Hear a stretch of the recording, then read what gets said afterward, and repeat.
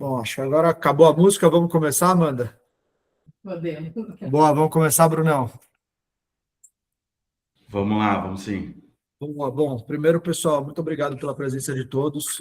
A gente, dessa vez, vai começar mais sharp aqui com o horário, porque 10 da manhã de uma quarta-feira, eu acho que a gente tem que respeitar o horário de todo mundo. Como vocês sabem, e se vocês não sabem, deixa eu me apresentar. Eu sou o Theo, eu sou fundador da UMI, eu sou responsável pela frente de crescimento aqui da companhia, e também tenho um bonito cargo, que, Bruno, você entende muito desses cargos, mas o meu cargo é misleading, porque eu tenho o cargo de COO, mas eu só faço coisa para fora de casa, para dentro de casa. Eu não sou exatamente bem um COO. Mas, pessoal, sejam muito bem-vindos a mais um webinar aqui da UMI. Primeiro, quero agradecer ao time, ao Bruno, ao time por ter organizado, ao Bruno por estar presente aqui com a gente. E hoje a gente vai falar de um tema que está presente em todas as empresas e, para a gente da UMI, tem uma relevância muito importante, que é sobre cultura.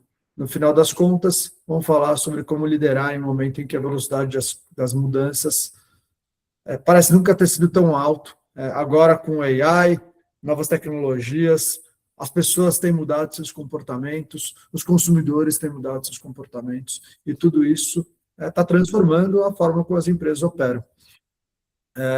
E, no final das contas, as empresas nada mais é do que um grupo de pessoas trabalhando em prol de um grande objetivo, de uma grande visão. Então, no final das contas, as pessoas acabam sendo impactadas por essas mudanças também. Para conversar com esse tema, eu vou falar com o Bruno hoje, que é diretor da ZRG Partners, que há mais de 15 anos trabalha ao lado de CEOs e lideranças, ajudando empresas a enfrentar esses momentos de transformação. Então, Bruno, acho que, antes de mais nada, queria pedir para você se apresentar aqui, contar para a gente um pouco da sua trajetória, contar um pouco aqui dos seus desafios na ZRG, e depois a gente entra aqui nas perguntas que a gente está animado. Claro, não, vamos lá. Acho que, antes de tudo, bom dia, pessoal, e agradeço aqui também, Theo, pelo tempo para o papo, o Arthur, que fez a conexão, o time da UMI, que organizou aqui nos últimos dias esse espaço para a gente poder conversar. Acho que me apresentando rapidamente aqui para todos, mas como o Theo já fez uma boa referência, sou sócio da ZRG, que é uma consultoria especializada em trabalhar temas relativos a capital humano, a Leadership Advisory, como a gente chama, desde projetos que consistem na contratação de executivos, C-level e conselho em especial, até agendas mais ligadas à cultura, a desenvolvimento de liderança. Eu estou, como o Theo disse, estou há um pouco mais de 15 anos já trabalhando com esses tópicos, e nos últimos anos acabei me especializando bastante em tudo que é relativo aos segmentos de bens de consumo e ao segmento de varejo, aqui numa visão mais ampliada. Então, vai ser um prazer aqui ter essa troca, e obrigado novamente, Theo, pelo convite. Não, muito legal, Bruno. Cara, eu queria começar aqui falando um pouco sobre, puxando sua experiência, para falar um pouco sobre as mudanças recentes que têm acontecido nesse mercado de emprego, nas posições de liderança. Você, no final das contas, acompanha CEO, executivos, como você falou, há 15 anos. E, como eu falei na introdução, o mundo tem mudado muito. Os últimos 5 anos têm sido muito diferente que foram os últimos 15, 20, 30 anos. Então, eu queria ouvir, cara, um pouco da sua experiência, sobre o que chama atenção em relação a essas mudanças dos últimos 5, 10 anos, e se realmente elas acontecem, ou se, no final das contas, são só mudanças táticas, mas, no fundo, a essência se mantém a mesma. Então, gostaria de escutar um pouco da sua visão. Claro. Acho que é um bom ponto de partida aqui para a gente poder ir norteando, acho que a conversa.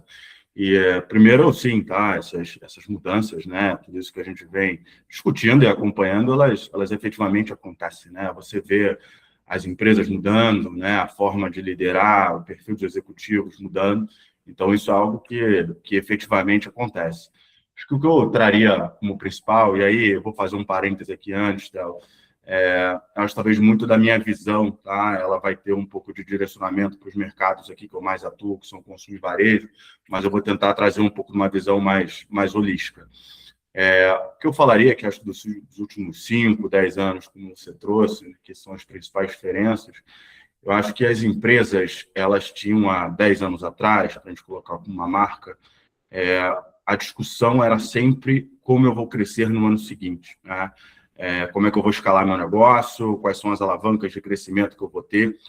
E hoje eu vejo que as empresas que têm maior sucesso ou tiveram maior sucesso nos últimos anos são as empresas que colocaram em cima dessa discussão ou em cima dessa pergunta sempre o desafio de como é que eu vou me reinventar continuamente, né? Então, hoje não é só, você não começa o seu ano, o seu planejamento só pensando quais são minhas alavancas de crescimento. Acho que essa é uma pergunta que ela vem depois de um entendimento de como é que eu vou me reinventar esse ano, né? Ou quais são as tendências que vão me obrigar a repensar certos dogmas ou certas alavancas que eu tinha aqui para poder me reinventar, né? Eu acho que grandes vencedores de mercado nos últimos anos, e aqui talvez falando um pouco mais do segmento de varejo, foram empresas que conseguiram ultrapassar, né, ou deixar de se ver somente como um varejista para se identificar, né, ou para se enxergar como uma outra forma, né, ou de uma outra forma, perdão, mas como uma plataforma de relacionamento com o consumidor, como uma empresa de serviços, né, que tem, vamos dizer assim, a venda de produto, varejo agregado. Mas eu acho que essa é a grande diferença de 5, 10 anos para cá. A discussão não é só mais crescer por crescer, ou o que eu faço bem, né, vou repetir no ano que vem de uma forma escalável, mas o que eu vou precisar fazer diferente para continuar relevante. Bruno, eu concordo integralmente. A gente acompanha muito de perto. Por outro ângulo, a gente acompanha muito de perto esse universo varejista brasileiro. E junto de tudo que você está me falando, acho que até em relação a 5 anos atrás,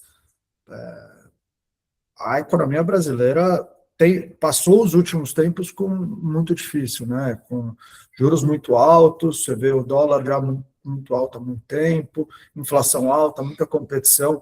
Então, para o varejo especificamente, realmente ficar só pensando em alavanca de crescimento e não conseguir pensar de forma mais estratégica, olhando de uma forma mais ampla esse business, ele acaba sofrendo muito.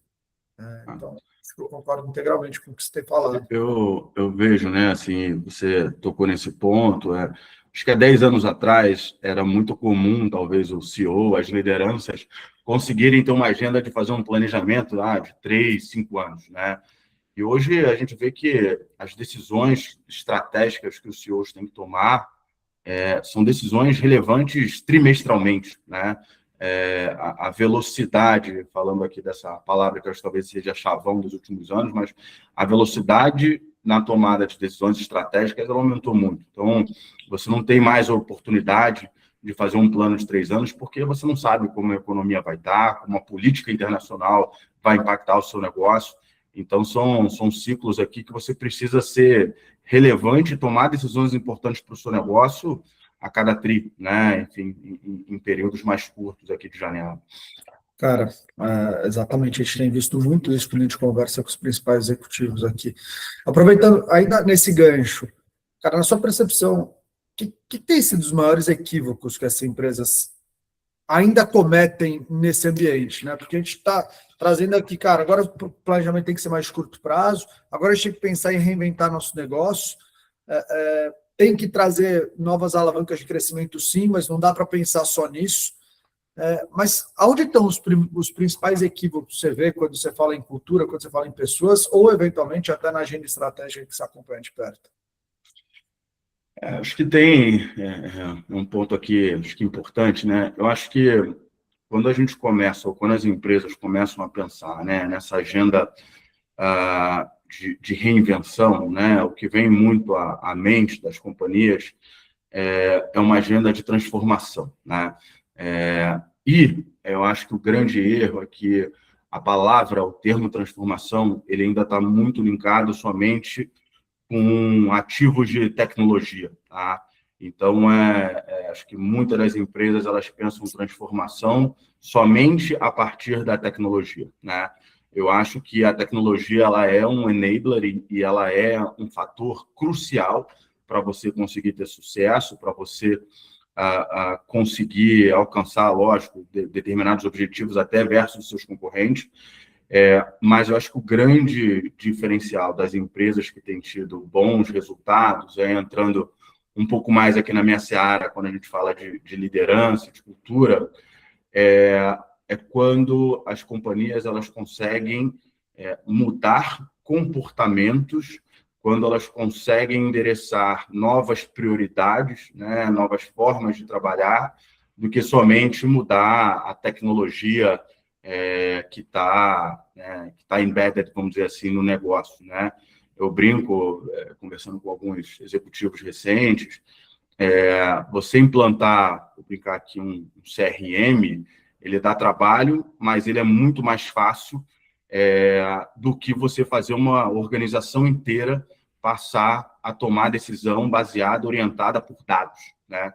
Então, uma coisa é você implementar a tecnologia, outra coisa é você mudar a sua liderança ou a liderança conseguir mudar a companhia para que as pessoas passem a tomar decisões de outra forma, né? Com outro mindset.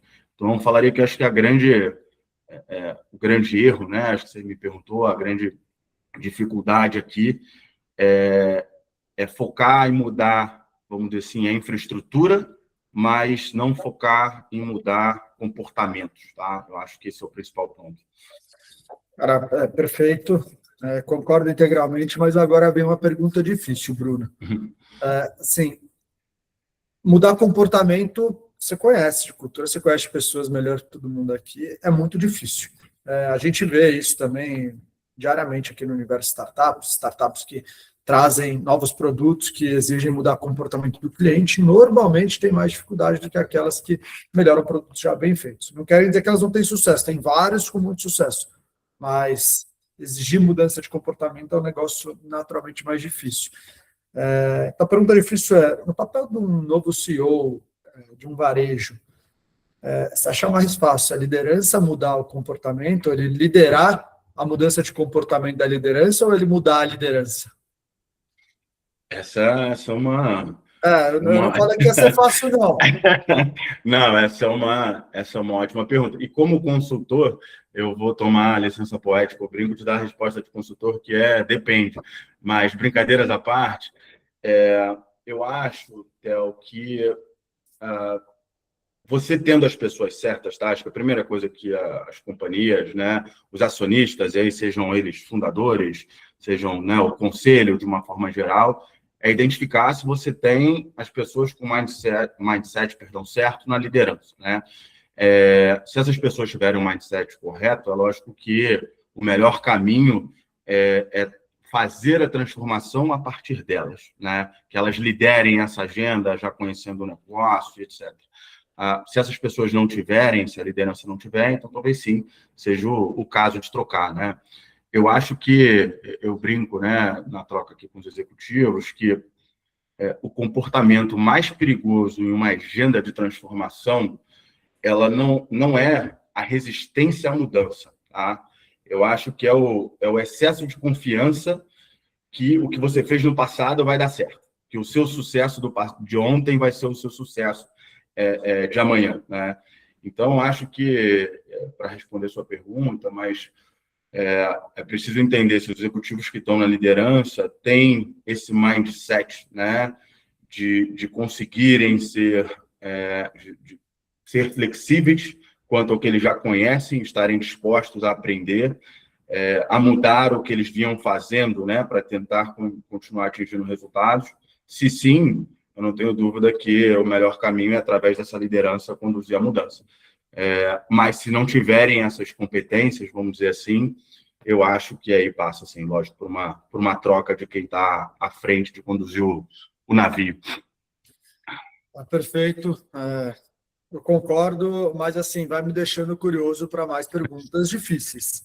Então, lá vem, Bruno. Cara, eu acho que eu vou tentar juntar duas perguntas em uma, então, se você achar que ficou confuso, depois a gente separa e responde em duas. Mas, primeiro, você citou muito sobre uma nova liderança identificar se ela tem as pessoas certas no barco, qual o mindset. Cara, eu queria escutar de você, você já viu algum... Se você teria um bom exemplo para passar isso para a gente, até para ensinar a todo mundo que está aqui nesse webinar com você, sobre, enfim, como é que você consegue identificar e fazer esse assessment de forma justa, mas também rápida, porque não adianta nada você fazer isso ao longo de 3 anos, porque passaram-se 3 anos. Ao mesmo tempo, fazer em 2 semanas, você não consegue identificar quem de fato tem o mindset correto ou não, ou quem estaria disposto a uma mudança. Então, você teria exemplos de como fazer isso de forma bem sucedida. E, em paralelo, que eu acho que é a segunda pergunta, que é uma pergunta que eu acho que vem junto, que se existe algum padrão de comportamento que costuma aparecer nos líderes que conseguem conduzir essas grandes transformações. Então, por isso que eu acho que elas acabam casando as duas perguntas aqui. Não, tá bom. Deixa eu começar pela segunda aqui. Eu acho que eu tenho tem alguns casos aqui de executivos que eu troquei recentemente e que tiveram sucesso, mas, obviamente, né, vem muito aqui dessa minha experiência de entrevistando e avaliando os profissionais, mas eu diria que os que tiveram mais sucesso conduzindo a transformação, vamos colocar de outra forma, né? Os líderes que são efetivamente transformacionais são aqueles líderes que eles têm uma convicção muito grande sobre a direção, mas eles têm uma enorme flexibilidade sobre o caminho, tá? O que eu quero dizer com isso, né?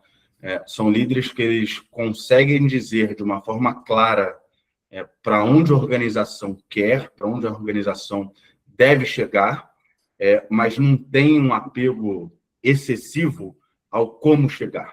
Então, acho que esse é o líder que consegue fazer ou conduzir efetivamente agendas transformacionais, né? O líder ele tem que dar a direção, mas ele tem que estar hoje, nesse mundo que a gente vive mais rápido, aberto a mudar o caminho, né? E aí isso vai entrar aqui um pouco no meu mundo, né? Mas de falar sobre características, competências, ou como a gente queira trazer, mas eu acho que líderes que tenham o learning agility, né? Como a gente chama, então, assim, líderes que consigam aprender rápido, tá? Com o seu time, com o mercado. A gente fala muito de flexibilidade, mas você tem que ser capaz de absorver novos conhecimentos, né? Vou falar aqui de curiosidade, né? Mas a curiosidade é uma característica que denota que você tem que estar aberto, né? Para poder conhecer coisas novas. Sem dúvida nenhuma, a adaptabilidade, né? Você saber trabalhar às vezes com equipes diferentes, em cenários diferentes. Líderes que tenham coragem para decidir, tá? Acho que a gente vive hoje num contexto de mercado que pode trazer muita ambiguidade para a tomada de decisão, e o líder ele tem que ter coragem para decidir, ele tem que dar esse guia, né? Esse guia ou dar esse caminho. E o principal, deixei aqui por último, mas a capacidade de mobilizar pessoas, né? Um líder ele tem que ser capaz de mobilizar pessoas, como eu falei no início, né? Ele tem que saber aonde quer chegar, a direção tem que estar clara, mas ele tem que conseguir mobilizar todo mundo, fazer todo mundo acreditar que essa é a direção correta, que esse é o lugar para onde a empresa deve ir. Então, acho que, respondendo a segunda pergunta, mas falando acho, dos líderes aí, talvez que eu vejo que tiveram mais sucesso. Sobre a primeira pergunta, né, de como fazer, vamos dizer assim, essa avaliação sem ser injusto, né, e sendo assertivo, acho que, primeiro, né, e eu não vou entrar nisso aqui, então, mas existem, lógico, uma série de ferramentas que elas conseguem hoje, ferramentas que foram muito alavancadas com o incremento da tecnologia, né? Então, ferramentas que conseguem trazer uma visão clara de comportamentos das pessoas, de comportamentos em determinadas situações, né? Sejam situações de pressão, em situações de tomada de decisão. Então, isso existe, né? Acho que tem esse ferramental que pode muito suportar as companhias, com a ajuda de uma consultoria, agora já vendendo aqui o meu peixe, mas brincadeiras à parte, eu acho que um processo desse de assessment, ele não deve ser de 2 semanas, tá?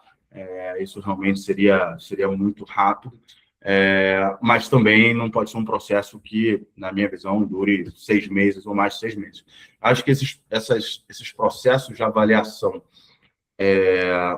de time, de perfil, para quem está mais, talvez, adaptado, ou quem estará mais adaptado a um cenário de mudança, ele passa muito para a companhia, primeiro pela companhia ter clareza do que é a mudança que ela quer fazer, para onde ela quer ir, quais são as novas competências que ela espera, né, dentro vamos dizer assim, do dia a dia, para que essas mudanças aconteçam.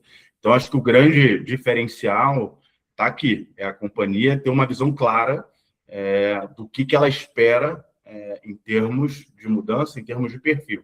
E, a partir daqui, você conseguir trabalhar essa agenda, né, lógico, de avaliação, de comportamental, de potencial e etc. A verdade é que você sempre vai ter, numa agenda de transformação, você vai ter aqueles 30%, né, talvez um pouco menos aqui, que vão ser resistentes, que são, né, mais detratores e que vão, sim, precisar serem trocados, mas você vai ter sempre também um grupo aqui que vão estar entusiasmados e vão querer ajudar nessa transformação. Então, identificar, efetivamente. Não, maravilha, faz muito sentido. E, Bruno, para ser bastante sincero com você, você vai me respondendo e eu vou refletindo sobre formas práticas da gente conseguir ajudar o varejista brasileiro, o varejista que está aqui nesse webinar. E aí isso me faz, às vezes, querer fugir um pouco daquilo que a gente tinha conversado antes, que poderia, eventualmente, a gente pensar em roteiro. Então, eu vou te deixar umas frias aqui, e daí, se você achar que é fria demais, né, daí você me avisa e a gente constrói juntos. Pode ser? Fiz que congelei aqui, você entende a deixa. Tá bom, é igual a propaganda da Vivo. Você viu a propaganda da Vivo? O cara tá com uma serenata. Enfim, você citou na última resposta sobre na parte do assessment, e você fez uma piada falando que, cara, eventualmente contratar vocês ou a consultoria para ajudar nesse assessment dos funcionários. A gente trabalha com muitos parceiros nossos que acho que não estão no momento de contratar uma consultoria. Estou falando aqui de varejistas que têm uma relevância muito grande, mas eventualmente ainda não tem uma gestão profissionalizada, o campeão regional que ainda trabalha de forma familiar, faz um trabalho muito bem feito, mas ainda assim. O que eu queria entender é quem não consegue ou não está no momento de, por exemplo, contratar as RG Partners para contratar cargos de liderança para a sua empresa. Que dica que você daria para essa pessoa conseguir contratar os melhores perfis, encontrar esses melhores perfis? É difícil, eu sei, a gente vive aqui no nosso desafio de contratação também, mas encontrar esses perfis, conseguir entrevistar de forma prática e reduzindo a probabilidade de insucesso e, no final das contas, depois um plano de 90 dias para a pessoa conseguir entrar nesse processo. Então, um pouco diferente aqui do que a gente tinha falado, mas existe muito essa realidade, né, Bruno? Para os, por exemplo, varejistas que operam a nível nacional, talvez seja mais fácil de contratar uma consultoria. Tem outros que nem sabem por onde começar. Eu acho que sempre o primeiro passo, tá? E aí, quando a gente fala especialmente de pessoas, mas essas companhias têm que ter claro que qualquer discussão sobre pessoas, ainda mais quando a gente fala num nível executivo, ela é uma discussão de estratégia, tá? Ela é uma discussão estratégica. Então, essa conversa, ela tem que estar realmente num nível aqui, num patamar da liderança, e aí, né, a gente falando aqui talvez de varejos regionais, mas dos donos, dos acionistas, enfim, eu acho que esse é o primeiro ponto, tá? Assim, entender qual é o peso, efetivamente, de você tomar uma decisão sobre pessoas num cargo executivo. É uma decisão da estratégia da sua companhia, tá? O perfil de pessoa que você vai trazer, quem você vai trazer, e isso tem que estar muito claro, né? Eu acho que o principal, né, vamos tentar destrinchando aqui aquilo que você trouxe, mas né, como atrai, né? Assim, o que atrai um grande executivo, tá, para um projeto? né, para um desafio.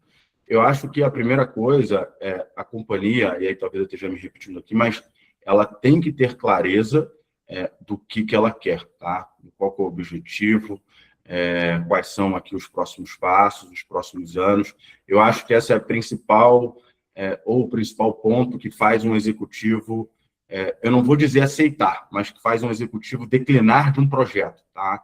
Ele começar uma conversa e sentir que aquela companhia não tem clareza do que vão ser os próximos anos, do que são os objetivos. Então, eu acho que esse é um ponto muito importante, né? Você já trazer para a mesa, no início das conversas, mas não só o que se espera, mas aonde se quer chegar, né? Olha, meu objetivo não sei, né? Vou trazer aqui sugestões, meu objetivo é dobrar de tamanho, meu objetivo é que os sócios tenham uma saída, tá? A gente não quer mais aqui tocar um negócio, a gente quer trazer um novo investidor, fazer algum evento de liquidez. Não, meu objetivo é continuar aqui do jeito que está, mas eu quero melhorar ou quero expandir para outras cidades, outros estados. Então, ter muito essa clareza do que são os objetivos, tá? Ser transparente em relação a isso. Eu acho que isso ajuda, sem dúvida nenhuma, na atração, tá? E ser muito transparente também com, eu diria, o que é a forma ou o modelo de governança, né? O que eu quero dizer com modelo de governança? Isso, ser muito transparente, não só para o executivo, mas eu troco muito aqui com as empresas, ser muito transparente internamente, tá? Porque eu vejo que muitas empresas, às vezes, elas cometem o equívoco de falar, não, nós somos uma empresa que o executivo vai chegar, ele vai ter autonomia, ele vai poder mexer aqui, vai poder fazer aquilo, mas ter essa autorreflexão de que não, nós somos uma empresa que temos uma governança assim, nós temos 3 acionistas, ex-acionistas.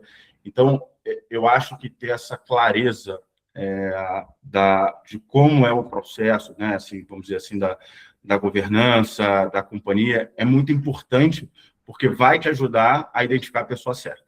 Eu acho que muitas vezes as companhias elas querem, não, eu quero alguém que tenha muita autonomia, né? Vou brincar aqui pegando esse tópico, mas alguém que tenha muita autonomia, que seja capaz de tomar decisão e contrata a pessoa com esse achismo, né? E tanto a companhia quanto o executivo se frustram rápido porque essa não é a realidade do dia a dia. Então, acho que ter essa clareza aqui é muito importante, né? E aí, eu acredito muito, né? Brinquei aqui, falei, contratar uma consultoria, as consultorias, mas essas empresas, né? Eu acho que tem aqui do underdog, né? Que às vezes aquele sentimento do underdog, mas gente, você pega varejos regionais que construíram, né, faturamentos de bilhões, às vezes em cidades que outros grandes varejos multinacionais não conseguiram entrar. O que eu estou querendo dizer tem muita capacidade, muito conhecimento instalado dentro da própria companhia. Então, eu não tenho dúvida que uma vez você tendo, né, certas definições, certas orientações, essas companhias elas têm, né, vamos dizer assim, uma capacidade de minimamente saber qual é a minha cultura, qual é a minha estratégia e fazer os processos, talvez não com todos os requintes de ferramentas, de consultorias, mas de conseguir ter assertividade. Perfeito. Não, faz todo sentido. Você falou várias coisas que são que a gente, enfim, trabalha aqui, vê todos os dias e concorda integralmente. Se a gente inverter a lógica, Bruno, aqui, a gente falou, quer dizer, via por um lado da companhia ao avaliar esse executivo. Tem alguma red flag que ela consegue ver rápido no processo de entrevistas sobre o executivo? Portanto, porque você comentou sobre o executivo entender a governança da companhia, mas tem alguma coisa contrária? A visão e a governança, né? Eu acho daria de dica aqui? Não, Carol, eu não tenho... na entrevista, a probabilidade de dar errado é muito grande. Eu acho que sim, tá? É lógico que existem. E aí, eu acho que tem algumas vertentes aqui para isso, tá? Eu acho que a primeira, e aí não quero parecer aqui repetitivo, mas a empresa também tem que perguntar muito qual que é o objetivo daquele profissional, tá? O que ele espera, qual o desejo dele como carreira, né? O que ele espera desse passo, né? Eu falaria que isso é um red flag, né? Não porque o executivo ele vai ter algum ponto que o desqualifique em termos de mercado, mas porque vai já deixar muito claro que aquele profissional tal não está alinhado com o que é o passo da companhia, tá? Né? Não, eu quero crescer rápido, eu quero daqui a um ano ser CEO, tá, desse negócio. Não, aqui não tem espaço para CEO, aqui é uma empresa de dono, aqui a gente é mais conservador, a gente vai crescer. Então, assim, eu acho que esse alinhamento já de início, tá, ele é muito importante. O segundo ponto, entrando aqui talvez de um lado mais técnico, que eu diria aqui do RH, né, tem muita gente que me pergunta, né, quando vamos avaliar o executivo, o executivo que ficou pouco tempo na companhia, ou que ficou muito tempo numa companhia só, é melhor, é pior? E usando aqui a resposta de consultor, eu acho que, de novo, depende, eu acho que isso não é o principal ponto. Eu falaria que o principal red flag que uma companhia tem que ter são os profissionais que não encerram ciclos, tá? E ciclos, pode ser ciclo de 1 ano, pode ser ciclo de 5, pode ser ciclo de 10. E o que é um ciclo, né? Vamos definir o que é um ciclo. Você ter um desafio, você ter o planejamento e execução desse desafio e você ter o resultado no final. Então, o que eu sempre tento perguntar e entender dos executivos nesta sua passagem, qual foi o seu desafio, o que você fez para atingir esse desafio, qual foi o resultado. Quando você começa a ter executivos que têm o desafio e saem antes de fazer a execução, ou não entregam, ou saem antes de entregar o resultado, na minha experiência, esse é sempre um ponto que eu coloco mais de atenção, né? Executivos que têm um histórico, que tenham completado, vou usar aqui de novo, ciclos, projetos, né? E, às vezes, os ciclos eles podem ser diferentes dentro do mesmo mandato, tá? Não é só, olha, eu tenho só um ciclo quando eu sou CEO de uma companhia.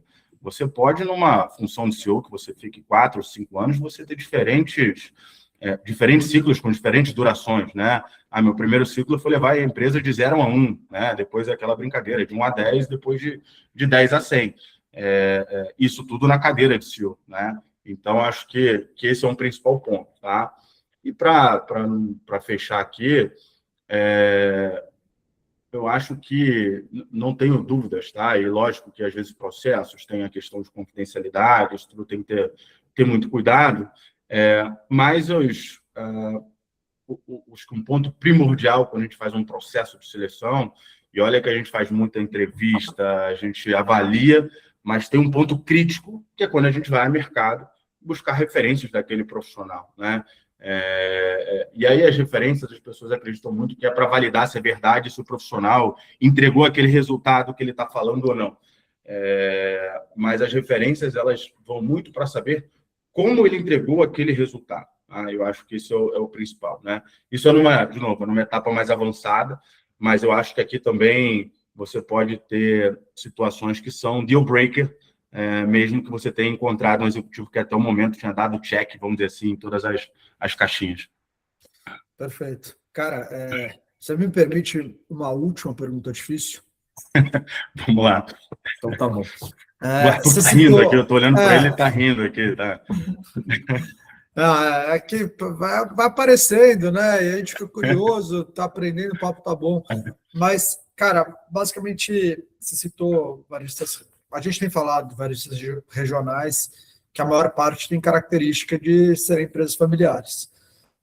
Eu imagino que, na sua experiência, você já tenha visto muitas empresas familiares entrando no ciclo de trazer executivos de mercado, eventualmente para alta liderança da companhia e até para se tornar CEO da companhia. Você tem alguma dica, seja para as empresas que estão passando por esse processo, seja para os executivos que estão entrando nesse processo, para aumentar a probabilidade de sucesso? Tem empresas que podem estar passando por isso, mas não deveriam estar passando agora, não estão dispostos a passar o bastão ainda. Assim como tem executivo que está entrando e, no final das contas, vai entrar numa fria.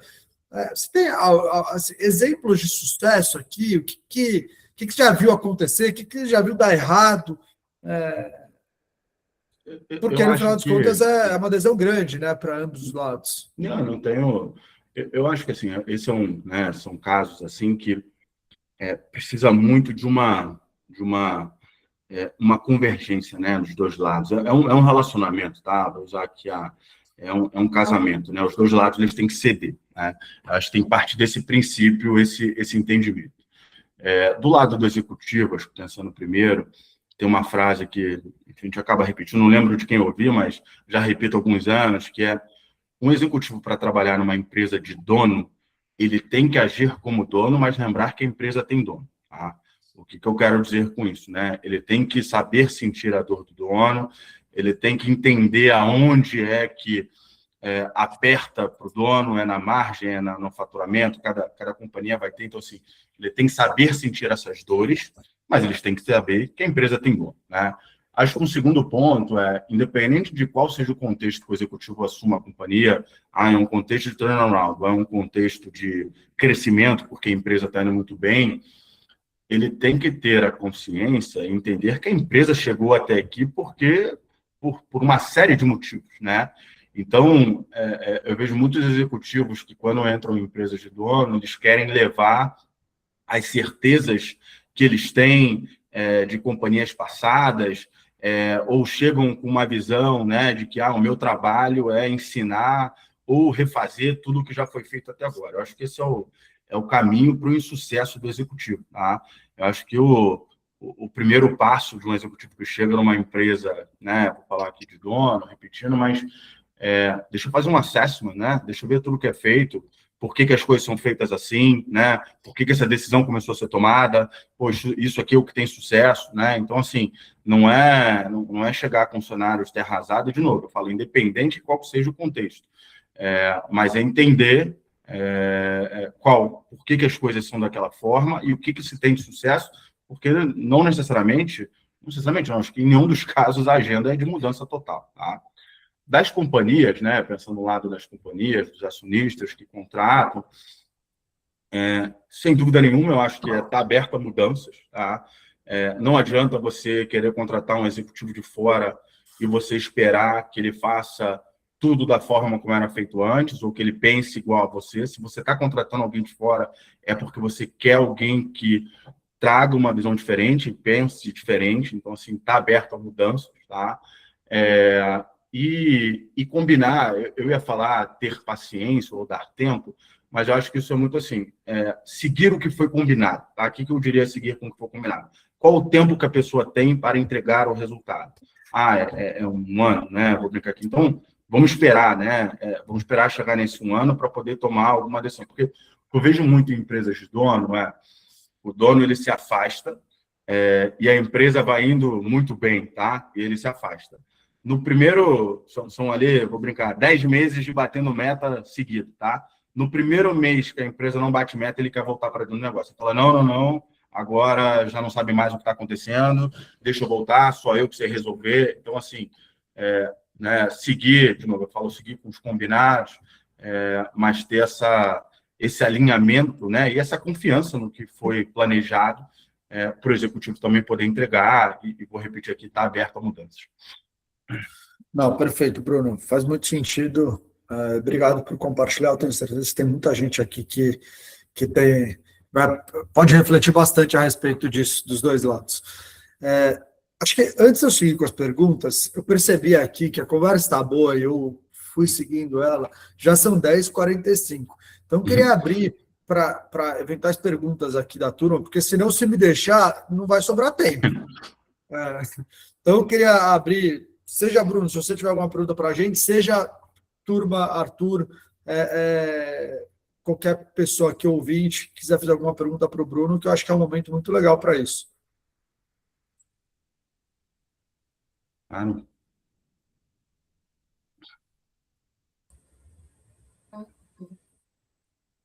Não? Tem uma pergunta aqui no chat que a Daiane mandou. Ela perguntou, em um download do CXSW desse ano, fiquei com uma reflexão sobre hábitos dos líderes, que eles precisam desenvolver o hábito de brainstormar, experimentar, testar, aprender rapidamente e encarar com o erro como parte natural do processo de evolução, porque evoluir é algo biologicamente natural. Acho que foi mais uma reflexão também, mas enfim, se tiver algum comentário que vocês queiram fazer, Bruno. Não, eu acho que é uma reflexão muito interessante, tá? Eu acho que hoje em dia, né, de novo, a gente está aqui muito focado em varejo, e é onde eu me sinto mais confortável, mas eu acho que as empresas, tá, mais adaptáveis, e aí, consequentemente, aquelas que tendem a ter mais sucesso, são as empresas que elas têm a capacidade de aprender mais rápido do que as demais, tá? Essa é a minha visão, assim. E o que isso quer dizer, né? Acho que a frase, vou brincar aqui, a frase de impacto que sai disso, acho que as empresas de maior sucesso não são aquelas que erram menos, tá? Mas são aquelas que aprendem mais rápido, né? Eu vejo que muitas empresas, às vezes, elas se dedicam muito tempo para tentar construir a solução perfeita, quanto outras, elas estão tentando colocar uma solução boa no mercado para aprender rapidamente e melhorar, né? O varejo, e você falou isso aqui, então, lá no início da nossa conversa, nos primeiros minutos, assim, o consumidor ele está mudando muito, tá? É muito rápido, né? Então, assim, você ter essa velocidade, e aí quando a gente fala aprender, acho que vai muito da escuta, né? De você escutar seu consumidor, você testar e corrigir rapidamente, eu acho que esse talvez seja o principal ponto. Estou vendo que surgiram mais mensagens aqui, mas eu não consegui ler, então... Não, imagina, a gente vai perguntando aqui, Bruno. A Natália perguntou aqui sobre convicção, sobre direção, /flexibilidade, sobre o caminho.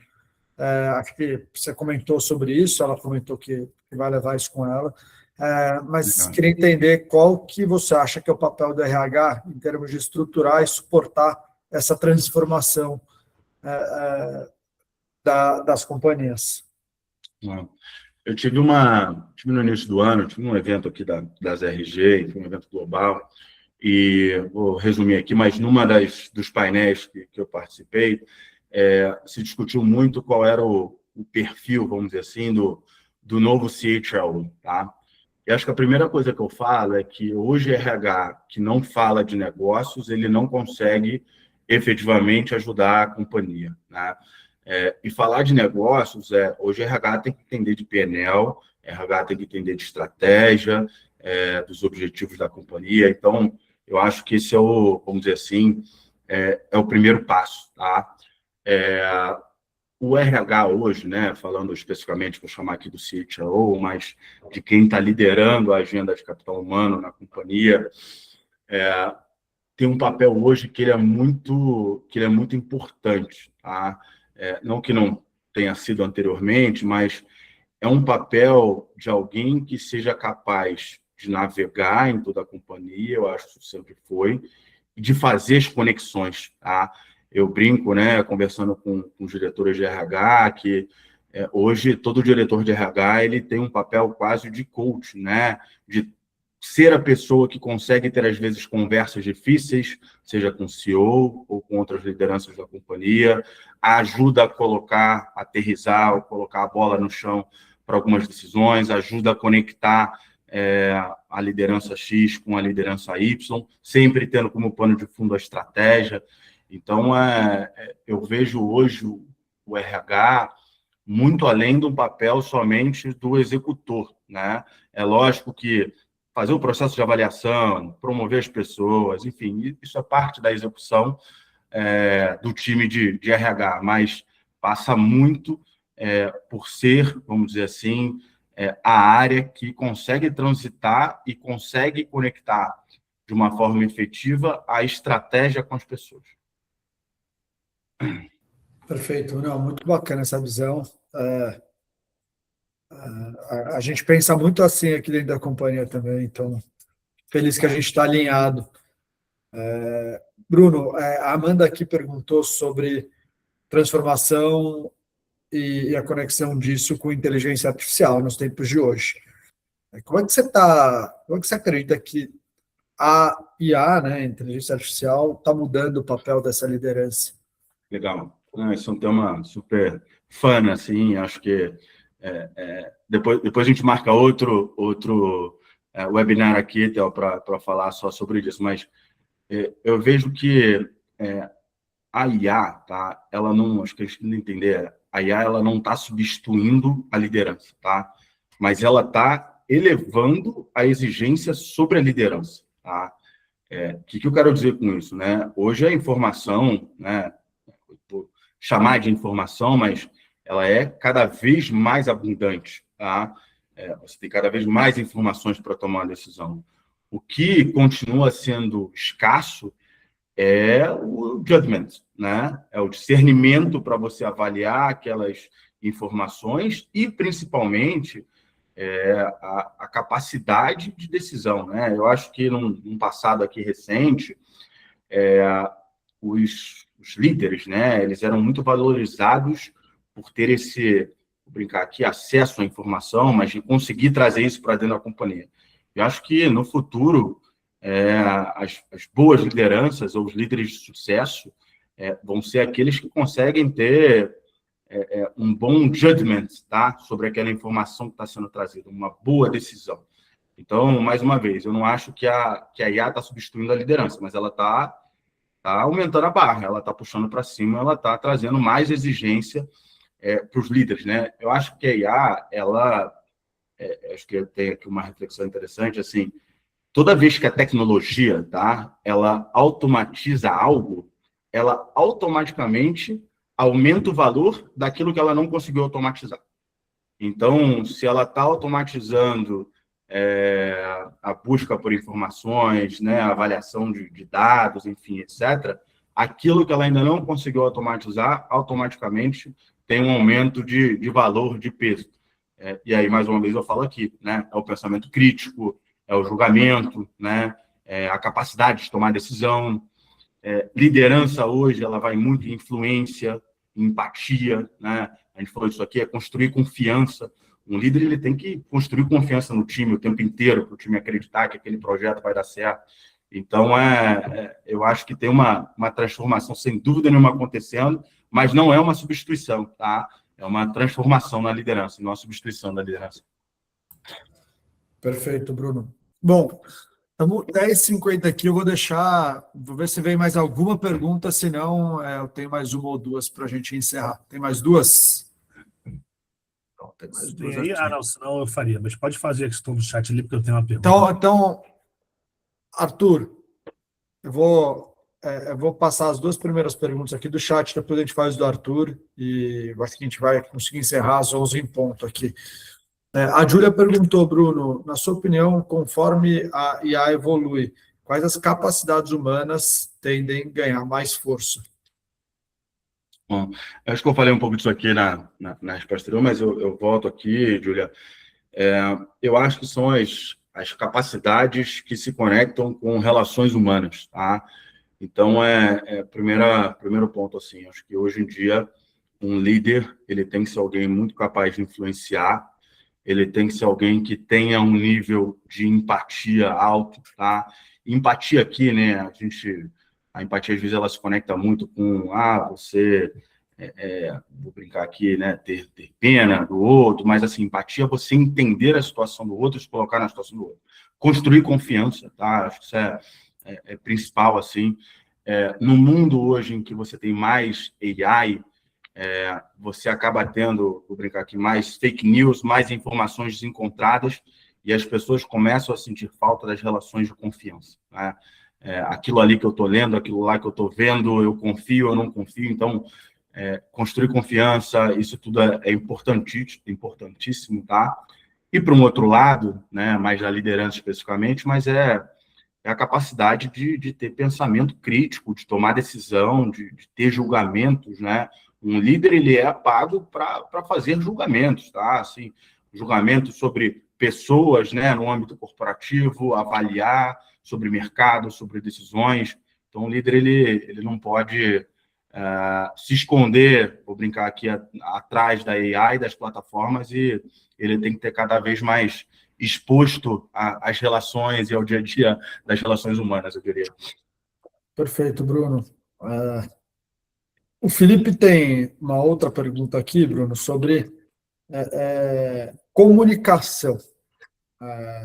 diz que quase toda empresa em transformação faz comunicado, e-mail, comunica de forma abundante todas as transformações. Para você, o que diferencia boa comunicação de apenas muita comunicação? O que você já viu em casos práticos? O que diferencia, e aí até é o nome, né? Vou brincar aqui, mais da nossa divisão que cuida dos temas de cultura, mas o que diferencia é o walk the talk, tá? Você tem que cumprir aquilo que você está comunicando, tá? Sobre as formas de comunicar, né? Você fala, puxa, será que comunicar por uma mensagem, por e-mail, ou até pelo mural é a forma adequada? Não, isso vai depender de empresa a empresa, né? Você tem empresas que têm centros de distribuições, indústrias espalhadas pelo país inteiro, onde o principal canal de comunicação, às vezes, ainda é uma mensagem afixada em um determinado lugar ou uma mensagem que você manda para o executivo.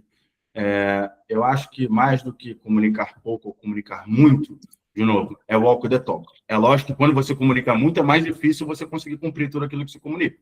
Então, acho que tem que ser assertivo, mas principalmente como é que você efetivamente realiza aquilo que você está comunicando. Perfeito, Bruno. Bom, obrigado. Eu vou passar aqui a palavra para o Arthur te perguntar. Vamos ver se ele é seu amigo, então vamos ver se ele vai te botar numa fria ou se ele vai ser amigo mesmo. Não vou colocar numa fria. Você já fez esse papel hoje, então. Você já botou os 4 ali, né? E aí, em seguida, a gente, enfim, os últimos 5 minutinhos aqui, encerra. Vai lá, Arthur, vamos ver. Boa. Brunão, deixa eu te falar. No início desse você começou abrindo o web, né, falando um pouquinho do que os varejos têm buscado na reinvenção, né? Eles não estão mais olhando como é que eu atinjo resultados, mas como eu me reinvento para chegar nesses resultados. E aí até anotei isso e falei assim, para te perguntar, nessas conversas com esses líderes de varejos, quais são as principais mudanças e quais são os principais modelos de negócio, por exemplo, que eles têm conversado? Você até falou, como é que o cara busca novas fontes de receita, como é que ele sai de produto para serviço, né? E quando você olha para o varejo, quais são os tipos de varejo que já estão mais na vanguarda, que já estão mais avançados nesse segmento? Porque varejo a gente tem do alimentar ao calçadista, ao ramo mole, então assim, o que você tem visto? E aí, voltando um pouco mais para negócio, saindo um pouco mais da questão humana da coisa, assim, né? Eu acho que a grande tendência, Arthur, aqui, que eu vejo dos varejos que estão conseguindo ter melhores resultados, mas é entender, os varejos entenderem o que é o core business, tá? E o que eu quero dizer com core business, assim, mas o que eu faço bem, o que eu atendo bem, né? O que eu atendo, assim, que perfil de cliente que eu atendo bem, e como eu consigo extrair mais valor a partir disso, tá? Eu acho que o jogo hoje, ele é um jogo muito, né? Indo aqui para as metáforas das redes sociais, mas é um jogo muito de personalização, né? Então, assim, mas o que eu quero dizer com isso o varejo que quer abraçar todo mundo, o varejo que quer abraçar todos os canais, ou que quer... são muito poucos que conseguiram e que tiveram sucesso hoje aqui no mercado. A gente tem 2 players, tá, que se destacam mais no mundo digital, que conseguem ter uma abrangência muito grande. Os demais, como é que eu entendo o que é o meu core business, qual é a minha proposta de valor, como é que eu vou me diferenciar dentro disso aqui, que eu consigo entender bem e, lógico, escalar, né? A gente pode falar aqui de temas como multicanalidade, de novo, personalização em termos de atendimento, flexibilidade, né, para o cliente, seja em formas de pagamento e etc. Acho que os clientes hoje eles têm demandas que eles são muito individuais, né?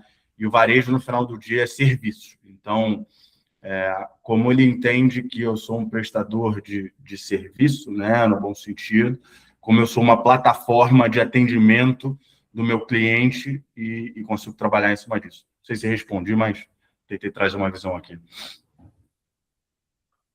Foi bem, respondeu. Ele às vezes ele sai pela tangente, sabe, Theo? Ele não dá os nomes exatos, mas tudo bem.